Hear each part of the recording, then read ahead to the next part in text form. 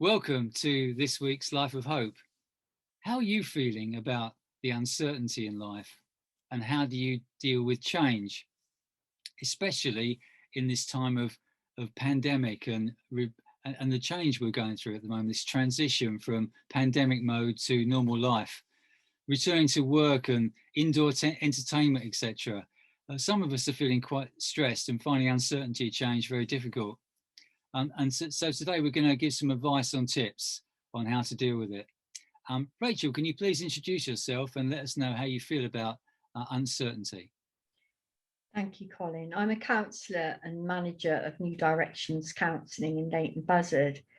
I'm liking emerging from lockdown, but I find it problematic if I dwell too much on the thought that further lockdowns might be necessary. I do find the uncertainty stressful.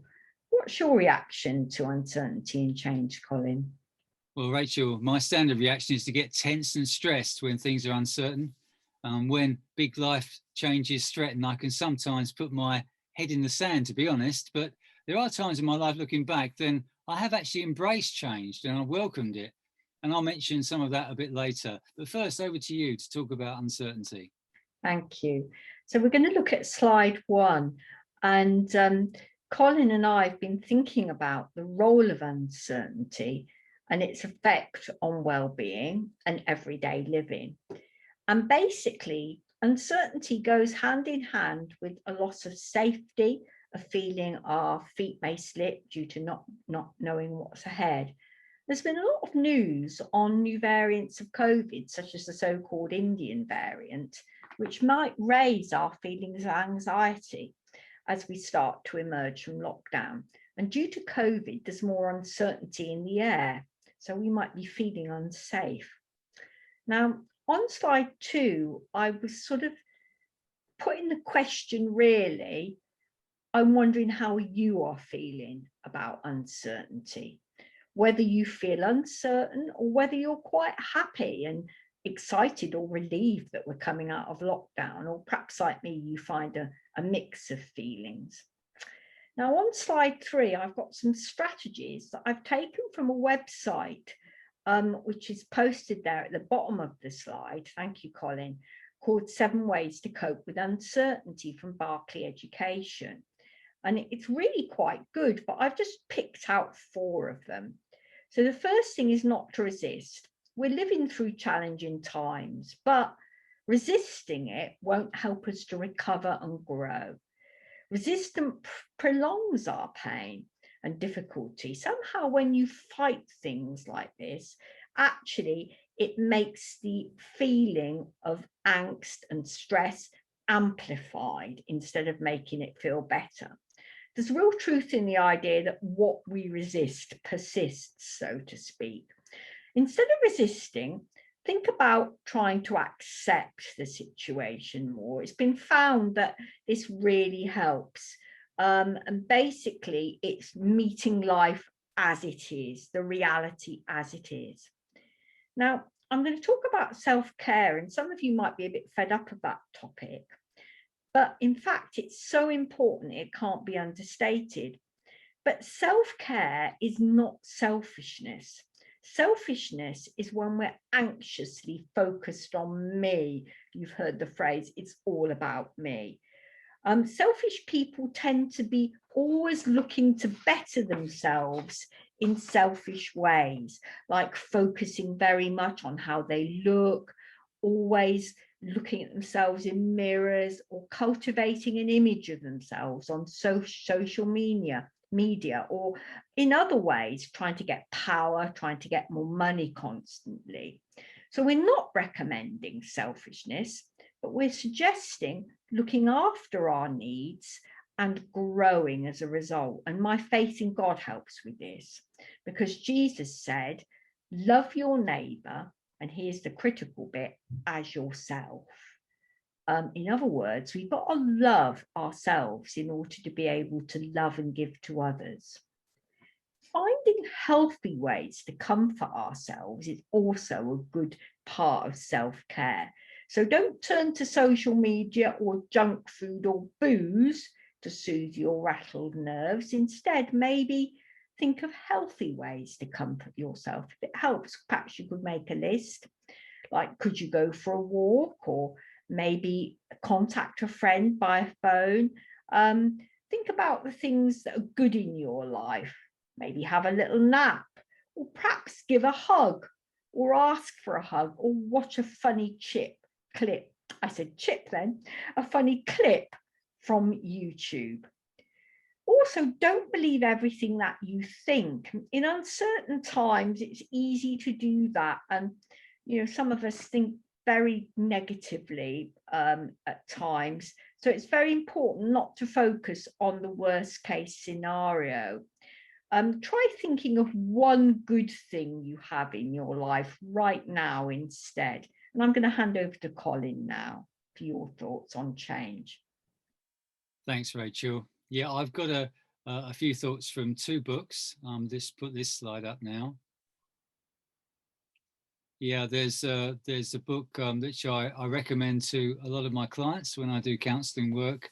It's called The Chimp Paradox, and it's a really clever book. It's a metaphor, really, of how the brain works. I won't go into any detail now, but it's really saying that our emotions can hijack us in times of stress, in times of uncertainty, and in times of change. And I want to pick out one thought from this book today. It's called the Stone of Life. I think it's referring to the basic values and principles that we all live by, and the mindset that we tend to live by, and often these rules that we live by are things we picked up when we're children. So it's a bit like the Ten Commandments. I don't know if you've never read the Bible. We might have seen a film where Moses comes down from the mountain with these rules, these 10 Commandments written on a big slab of stone, and they're the things that the whole nation lives by, and we can have rules like that. So I wonder what rules and values you're living by, and I wonder if you ever thought about that, because often when I speak to people about this, they haven't really reflected on where they get their driving force from, or their driving rules from. I mean, and some people, many of us actually, can live by rules like this. Like the one particular one that seems to be common is life should be fair. Life should be fair rule. We may have picked this up as a child from stories and fairy tales, where the princess is always rescued by the prince, or the good hero always wins the battle. These are nice thoughts to have and great when you're a child, but in life, this is not the truth, is it? So good people do not always win, and people aren't always rescued. Better, this book says, the Chimp Paradox says, is to have the belief life is unfair.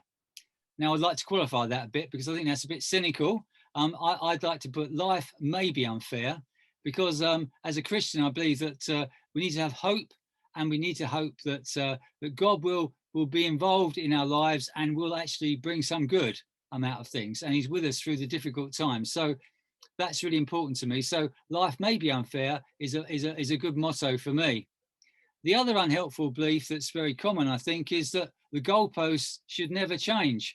And if we've got a belief like that, then a core belief like that, then we'll become rigid and become inflexible, because unfortunately life does change all the time, even things you rely on, like relationships, like jobs, and so many things, like the environment at the moment. Everything's changing. So you can become so disappointed if you have these wrong rules. If you think that life should be fair and the goalpost shouldn't change, you live a life of disappointment and frustration.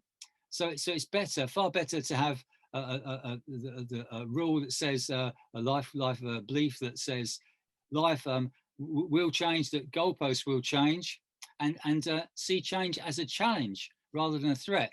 And in the past, as I said, sometimes I can look back and I've seen how I've accepted challenge and change really well.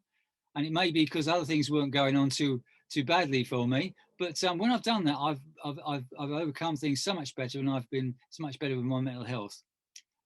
The book Who Moved My Cheese, which I mentioned last week, runs on a similar theme, that we can get stuck in the thing we most desire. And in this book, the metaphor is cheese.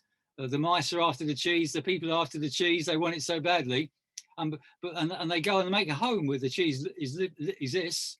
But unfortunately, the cheese runs out, and they have no ability to move somewhere else, because they become inflexible, they become rigid. They feel entitled to what they have, and they feel that it's unfair that life changes. But if you take that attitude, you're going to be in trouble in life, I think. So it's helpful if you're going to deal with change to have that right attitude. And finally, there is the other point this book makes is there is no guarantees, which is very similar to the points that Rachel has been making about circumstances. But one thing I want to say before I finish is that as we think about holding on to things, as we think about keeping the goalposts rigid, it's often this is to do with material things and things that we've bought, things that we hold on to so much, and sometimes we invest in things more than we do in people, which is a very rigid way of living, and it's not helpful to us because we need each other, don't we?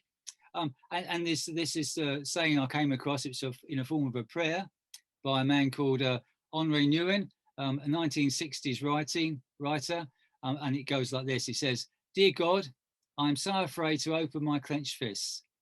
Who will I be when I have nothing left to hold on to? Who will I be when I stand before you with empty hands? Please help me to gradually open my hands and to discover that I am not what I own, but what you want to give me." I found that quite moving as a prayer, and I hope that encourages you.